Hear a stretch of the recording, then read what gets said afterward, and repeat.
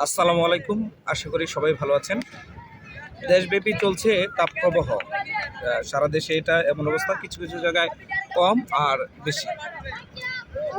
এই খরতাপ থেকে বাঁচার জন্য আর বৃষ্টির জন্য মানুষ এখন আল্লাহর কাছে, সৃষ্টিকর্তার কাছে বিশেষ মোনাজাত করছে, দোয়া করছে, প্রার্থনা করছে আল্লাহ যেন বৃষ্টি দেয় খুব দ্রুত।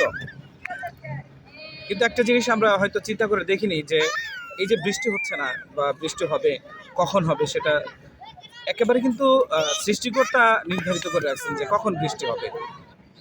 আর একটা জিনিস আমাদেরকে দেখতে হবে যে এই যে এখানে বৃষ্টি হচ্ছে না, শুধু আমার জন্য হয়তো ক্ষতিকর হচ্ছে, কিন্তু আরেকজনের জন্য লাভবান হচ্ছে। যেমন ধরেন এখন একেবারে পুরোপুরি বোরো মৌসুম, যে এখন ধান কাটার সময়, ধান পেকে গেছে। তো বাংলাদেশের এমন অনেক জায়গা আছে যেখানে ব্যাপক পরিমাণে বোরো ধানের আবাদ হয়েছে। যেমন আমাদের যে অঞ্চলগুলো আছে, যেখানে আপনার কৃষি জমি বেশি হয়, তারপর হচ্ছে আমাদের যে নেত্রকোনা বা সুনামগঞ্জের ছাতক, যেখানে এই অঞ্চলগুলোতে যে বেশি ধান হয়, তো সেই ধান কাটার এখন মৌসুম চলছে। এই মুহূর্তে যদি বৃষ্টি হয় তাহলে ওই ধান কাটা যাবে না।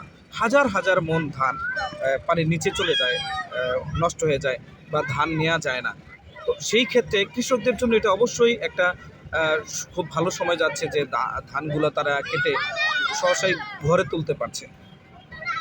কিন্তু আপনারা আমার জন্য কিন্তু কষ্ট হয়ে যাচ্ছে। তো আমরা সেই ক্ষেত্রে যেটা করতে পারি, যে বিশেষ মোনাজাত বা দোয়া হচ্ছে এই বৃষ্টির জন্য, সেটা না করে বরং আমরা সৃষ্টিকর্তার কাছে এই দোয়াটা করি যে আল্লাহ যেন তাপ কমাই দেন, যে এই যে তাপপ্রবাহ চলছে গরমটা, সেটা যেন অনেকটুকু সহনশীল হয়ে যায়, কমে যায়, কিন্তু আবহাওয়া যেন আরও কয়েকদিন ভালো থাকে। এতে যেমন কৃষকদের লাভবান হলে আমাদেরও লাভ হবে। কারণ আমরা কিন্তু আমাদের দেশের ধান যদি বেশি উৎপাদন হয়, ধান যদি বেশি পাওয়া যায়, তাহলে চালের দাম কিছুটা সহনশীল পর্যায়ে থাকে। আদারওয়াইজ দেখা যায় যে ধান ভালো হবে না, বেড়ে যায়।